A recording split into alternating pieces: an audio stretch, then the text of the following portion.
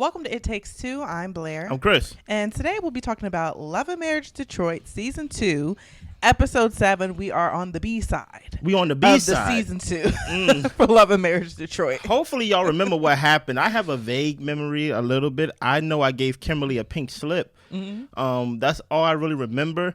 I remember Kolby kind of hate being a mom in some factors. It's starting to, this episode is starting to bring back some memory of mine. Yeah. So I need y'all to subscribe, like, share, comment, all the above. Blair, you ready? I'm ready. Let's go, please. So Brandon has moved back into the house. Yeah. Their daughters were sad and mad when he wasn't living there with them. And he tells them that he didn't know if that he would always be with their mom, but they're going to be together forever now. And he feels ready to lead. And it feels like Christina will allow him to lead. And she feels like she wants to encourage him to lead at this point. And the first thing he does is put his clothes in the middle of the floor. Yes.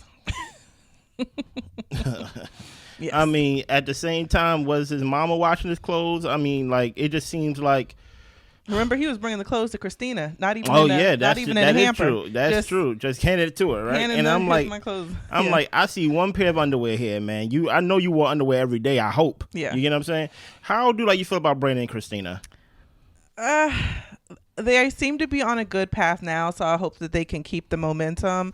But I really don't know how much Brandon has changed to be the leader that she wants him to be. Yeah. He just might not be that person in the household. He might just be a more laid back guy, which it's up to Christina if she wants to deal with that. I mean, I think the bigger issue with them is that he was cheating and, spreading their marital business to strangers. I think that's the biggest issue. But the whole thing of him not stepping up in the household is a huge thing too. Yeah. Mm-hmm. And that's what I need memory on. Like, that's why I'm like, this break was too long. I'm like, did he cheat? Did he sleep with somebody else? No. Was it like cheating in the sense of like saying information? Did he kiss somebody? Did he hold hands with somebody? It's kind of like, I think I would remember if he like flat out slept with somebody. It's kind of hard for me to remember, unfortunately, but we will see this season what Brandon we will get. But I do want to say, when he was having this conversation with his daughters and he was like, we're going to be a family. Like, I know I'm going to be with your mom. We're really going to be a family. We're going to be together forever. Yeah. Like,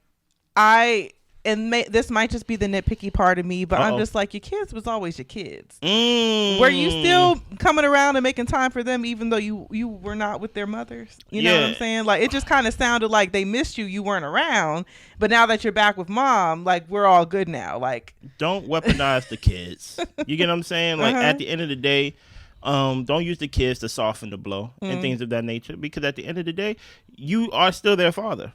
And I just hope that you will be their father in the house more than out the house, you know? Right. So we get this scene with LaToya and Anthony. They're in the kitchen, and she's talking to her sons, trying to figure out how their life is going. And they're not really saying much. Yeah. So Anthony jumps in and says one of the boys enjoys 7th grade, and he's not really wanting to tell LaToya what him and his dad talk about. Yeah. So he sends the kids upstairs, and LaToya's trying to figure out, why don't they want to talk to me? And he thinks it's because of how she can be a perfectionist, and because of that, she does criticize everybody in the house. Yeah. She acknowledges that she does that, and she does have an issue with perfectionism, so that's something that she's going to work on.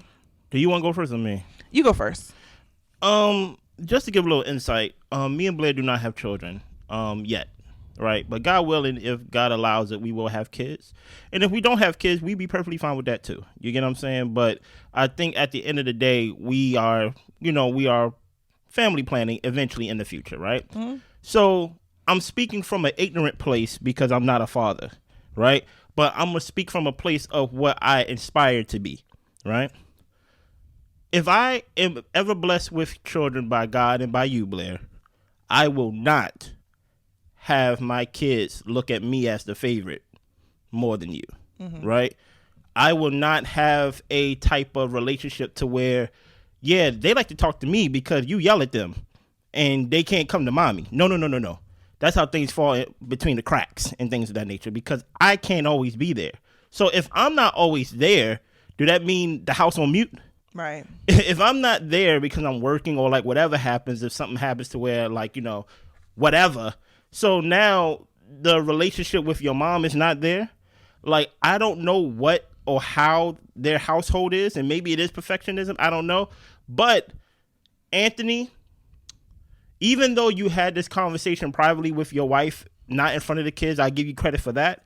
I will also hold your feet to the fire and say, are you like bridging the gap? Are you the bridge that will bridge the gap to your point, or are you, what is that term, stoking the flame? Right. To where it's like, yeah, come to me. You get what I'm saying? If when mommy tripping, come to me. Exactly. Mom be tripping. Mom be this. Mom be that. No. Yeah. And now, mind you, I'm speaking from another place because I don't have children. Right. But I need my wife to be, if not more, you get what I'm saying? I need her to feel empowered just as I will feel empowered, to where if you have a problem, you need to come to us. Yeah. Right. If I'm not there, you need to go to Mama Blair. Right. If Blair's not there, you need to go to Papa Chris. Right. So that's what I'm hoping Anthony's not doing that and playing into that, to where it's like, we are men here, and like, we got a whole creed to where it's like, we gonna talk and we ain't gonna let mama in. No, I don't think that's smart. You get what I'm saying? But that's just based on what I saw. Yeah, I'm totally with exactly what you said. I just want to offer a different perspective. Okay. That, sometimes, as a child, you do have different relationships with your parents. Yeah. One parent may be easier to talk to. That's another parent may be a little bit easier to react than to listen. And because of that, you do tend to find yourself sharing more with one parent than the other, because they're a little bit easier. They are easier to digest information and to hold a conversation versus a parent who might be more reactive in a sense. So I think that as long as he's having the conversation with her that, hey, these might be the reasons why they don't feel as comfortable opening up, then that can give her the tools that she needs to make sure that she shifts her approach in a way that allows for open communication with her children. And like she says, she works a lot, she's away a lot. So of course she knows her kids, but if you're away from the home a lot and you don't really talk to them a lot, you may not know what is the best communication style for your child as they're getting older. No, that's fair. So, and that's fair. And that is true, to where and I'm not against if one child feel like they could go to one parent more than the other. Yeah. But that child need to understand as well, there's no secrets here. Exactly. You may come to me, but I'm snitching. You get what I'm saying? Like, don't tell mommy. I'm going to tell mommy. Yeah. You get what I'm saying? So it's like that's my best friend. Yeah. Exactly. So yeah. But like I said, I'm hoping he's not stoking the flame. I hope the same. To isolate. Right. You get what I'm saying? So LaToya, Kimberly, and Kolby meet up for coffee. Kolby is still pregnant. Of course, it's just part B of the season. Yes. So she has 7 more months to go until she can deliver her healthy baby girl.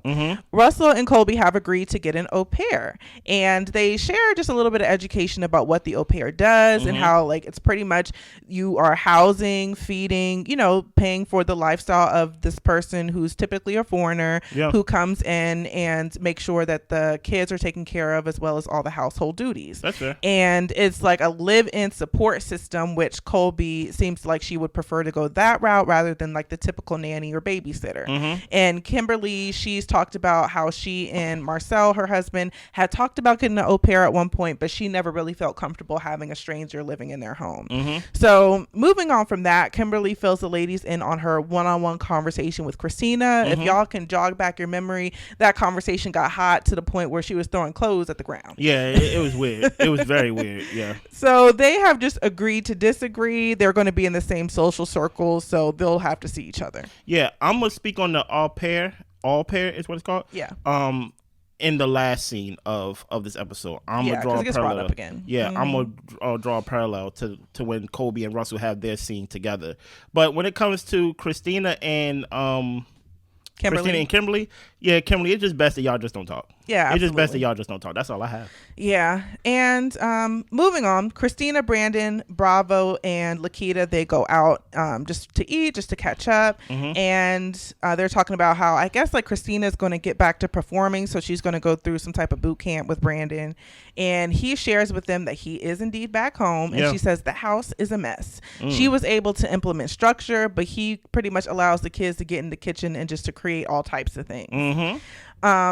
Any thoughts about that before we talk about the man movement? Well, that's what happens. Like, even the structure that you created, it wasn't real if the father wasn't home. And when I say not real, I mean in the sense of, if your plan was to always invite Brandon back to the fold, whatever structure you was creating without him was not real.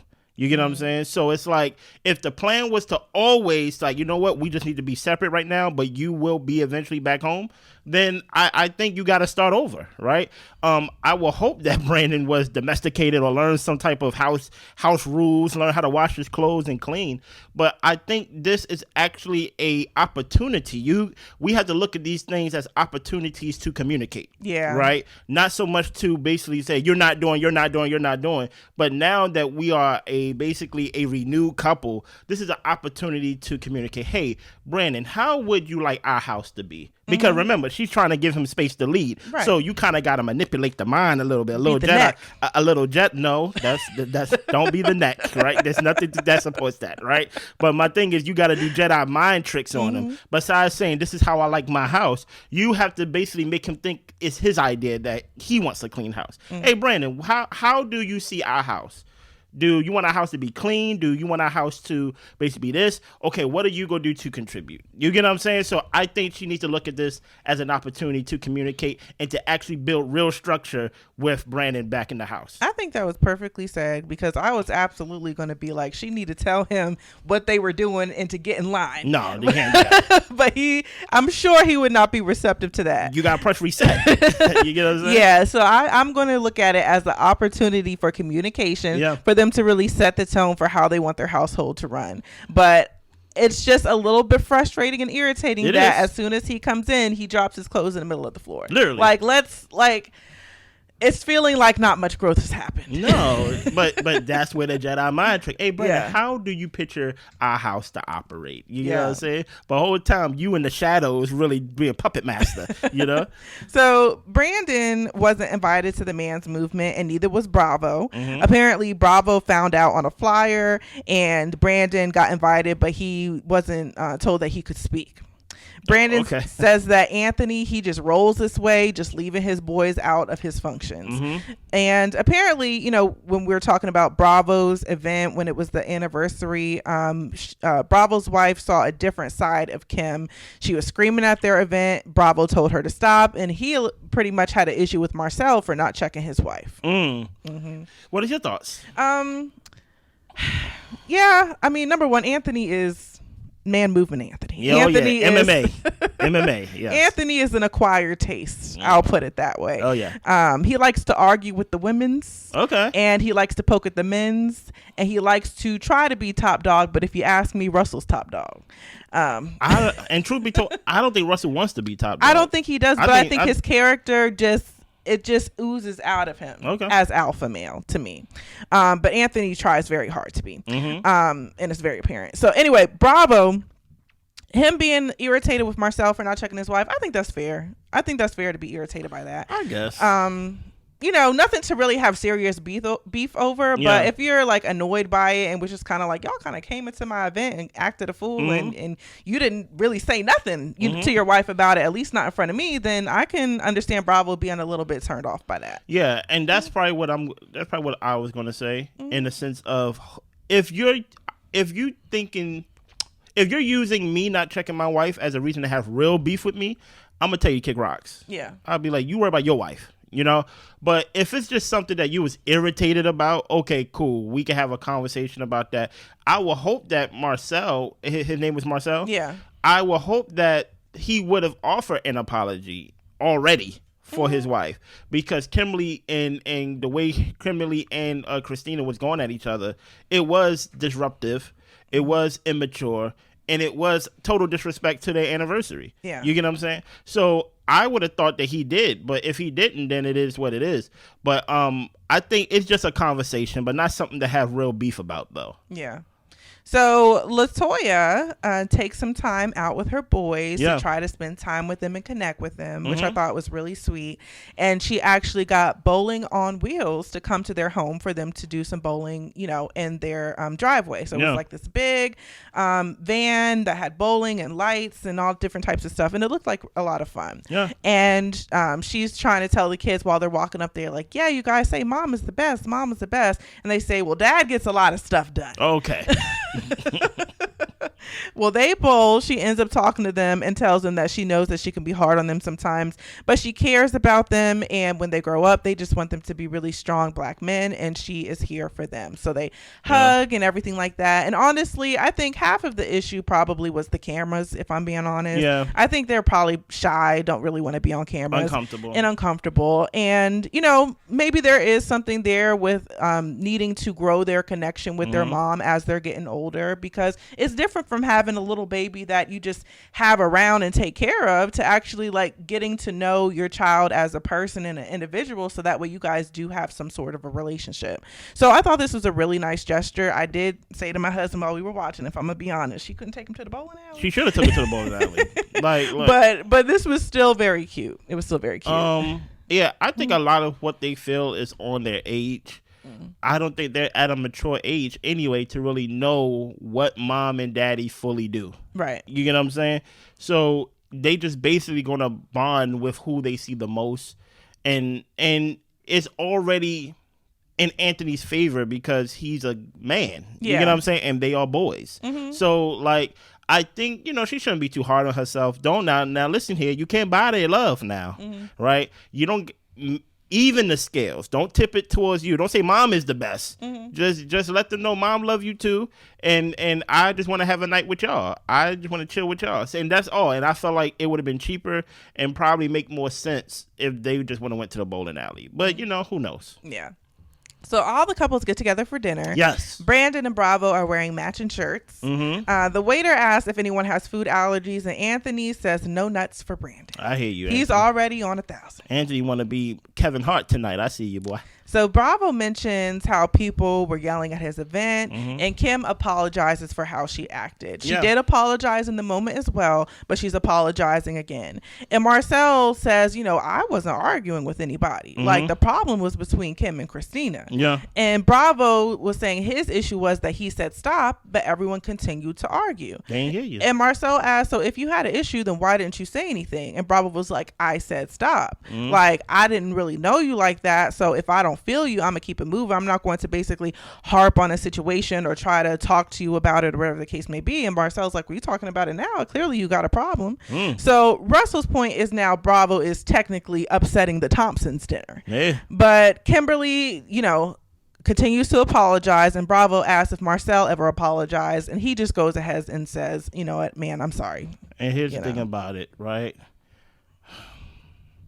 I'm willing to apologize until I realize that you need this apology. Then I'm not going to apologize. Yeah. Like, I'm okay. I have a flaw, right? if you're living and dying with this apology, I'll starve you out, right? My wife already, like, you wanted me to check my wife, right? But my wife just apologized to you again. So why do I need to apologize? Yeah. My wife, a full adult, right? The one who was the main culprit of arguing and things of that nature, right? She apologized. It's one thing if she wasn't here and I'm speaking as I'm representing my marriage, but she apologized. For one, Bravo said that she didn't apologize at the dinner, that he didn't hear it. Then they showed the flashback, and then Kimberly did apologize, and Bravo had a glass up and said, it's all good, Kimberly, it's all good. But how come it's not all good now? Yeah. Yeah, I think, honestly, like, I see where Bravo's coming from, and I'm more so just kind of like, yeah, just apologize for your unit. You guys are a unit. You know what I'm saying? Like, even though she did apologize in the moment, you know, it doesn't hurt to apologize again, especially if it's something that's still on his mind, just to basically be like, we really don't have an issue. Yeah. So I'm just going to say I'm sorry because I don't have a problem with you. So, but at the same time, like with Marcel, if, you know, he felt like he wasn't the one arguing, but y'all a package deal. Yeah, so, that's true. You know. Yeah, so, but I'm with Marcel. You get one. You get one. Yeah. So Brandon tells everyone that he's back home. Yeah. While he was out of the house, he did meet her needs from time to time. Okay. So Russell asks what the parents in the room are doing with a toddler waking up trying to get in the bed, and lakeita basically says it's normal. It's just going to keep on happening until it's not happening anymore. Yeah. So Brandon talks about how Russell is getting a French nanny and she's going to be fine. Apparently, Brandon has been talking crazy all night. LaToya said to him, well, we actually talked about getting an au pair at one point, and he was asking her, well, what was you doing? We was talking about it. Yeah, that was Anthony, not Brandon. Yeah. That was Anthony. Anthony, I'm sorry. Yeah. Mm-hmm. So everyone is pretty much done with having kids, and they're talking about who's snipped, who's not getting snipped, all that type of stuff. Mm-hmm. So, yeah, I think this is just Anthony just always trying to flex his strength or status over people the way that he likes to do it, and it's like it's not real status, you know what I'm saying? It's like it's just for his ego, you know? Yeah, I think they try to say that he was a little lifted, just a little, just he was on the other side of whatever he was drinking. Yeah. And this is what happens. People want to be Kevin Hart. People want to be Showtime at the Apollo, right? And you could tell that he views himself as the head guy of the group, as he's sitting at the head of the table. So whenever he talks, we have to laugh. We have to say, oh, Anthony, you're that guy. Yeah. You know what I mean? So it's just like he basically just showing his behind. And guess what? You just let him. Yeah. You know what I mean? And Russell did correct him at one point because he kept saying French nanny. And Russell was like, au pair. Yeah. And he was like, okay, man. Okay. Yeah, because Big Dog has spoken. So Kolby and Russell talk. Russell has been working hard to build this gym, and potty training for him is not a priority. Okay. He retired Kolby so she can do what she wants to do and to make sure that their kids have their needs met. Yeah. This discussion is frustrating to him right now because his focus is being everything he needs to be successful in his business so he can take care of his family. Okay. So apparently baby girl soiled her diaper, and she's asking her dad to take her to the bathroom because she's upset with her mom. And Russell explains it as though, well, the little girl gets upset with Kolby because she feels like Kolby always fusses at her when she soils her diaper instead of getting into the bathroom in time. And Kolby is frustrated because he doesn't enforce the bathroom. He doesn't represent the daughter, and she feels like they both need to discipline her. Yeah. And Russell says that's going to be hard for him because he's not really that strict of a guy. She used like the example of basically like, oh, well, if she says she went to the bathroom, you just tell her, okay, like we'll get you cleaned up. Okay. I mean, like, how else you say I don't reprimand my daughter? She's like 2 to 3 years old. I think she's 3. Yeah. Okay, sure. But go ahead, continue. So Kolby says, you know what? I'm just going to have to be the bad guy when it comes to both the girls. You're going to get to be the fun parent. And she feels like she's solo dolo trying to get this baby potty trained. She thinks that he shuts down, he can be closed off, and he was very dismissive this morning. Russell tells her, I woke up at 6 a.m. I had a meeting at 7. I was preparing for the meeting, and you were talking to me and asking me questions when I was trying to work. She said that he doesn't acknowledge her feelings and he gets defensive. Now, I want to go first on this issue because I want you to go last just in case I need some correction. Sure. Right? So I need you to scroll back up to the beginning of this scene to a part to where he said that he retired her so she can meet the kids' needs. Yes. Right? So what I'm about to say, I really want y'all to really chime in, right? The ones who watch the show, I guess, right? And Blair. Yeah. Right? Kolby, can I ask you a question? And the question is, do you hate being a full-time mom? Let's put a stop right there. I did not say being a mom. I said being a full-time mom. Because let's go back to the au pair.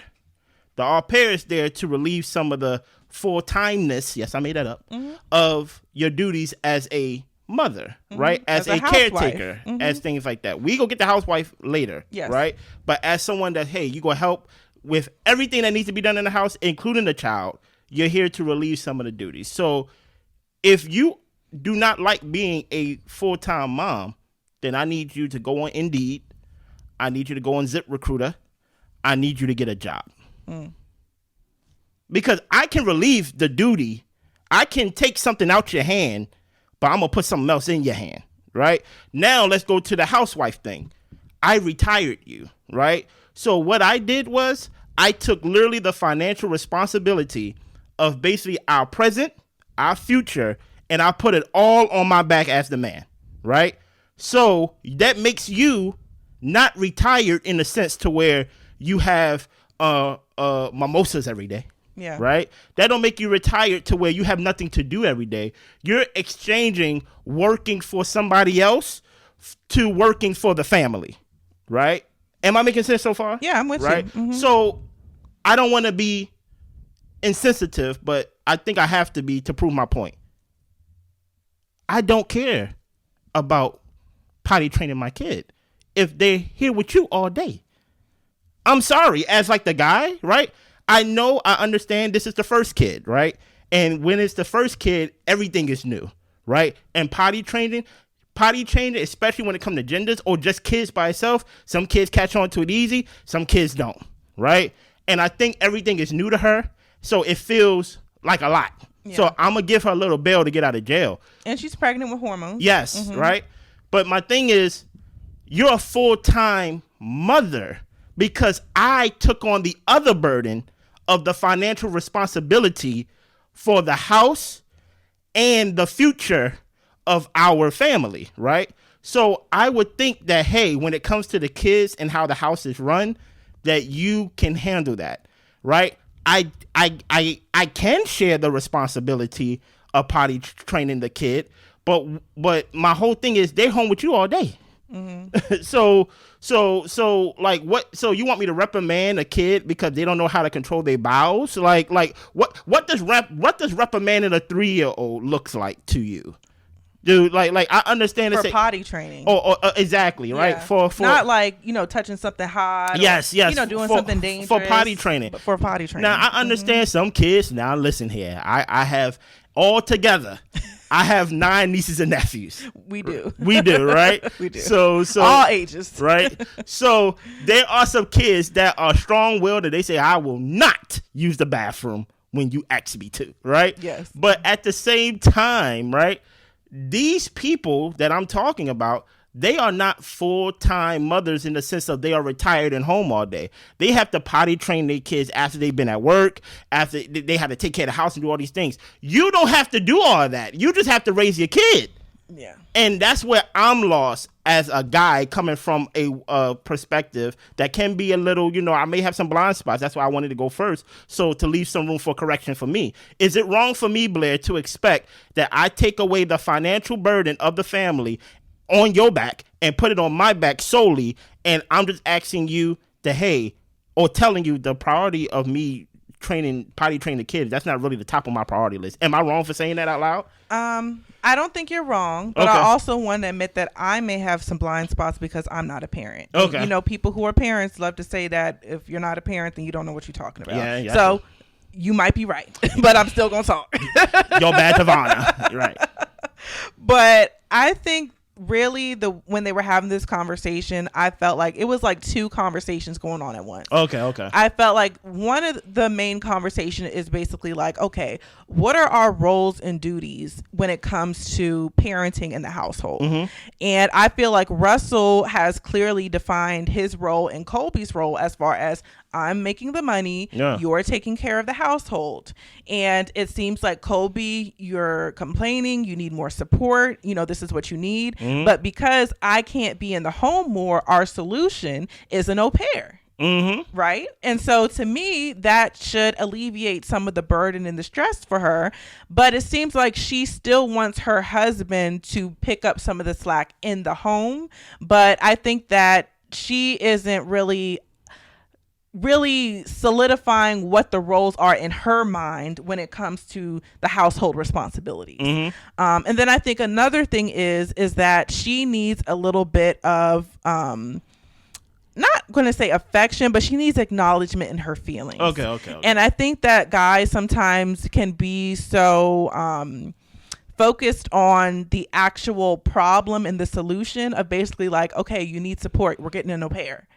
But the fact that she's talking about, I felt dismissed, I was trying to talk to you, you were being closed off. And I think that adds to the fact of her feeling unsupported. So even when in his mind, he's like, well, I'm at work, you've got to body train the baby.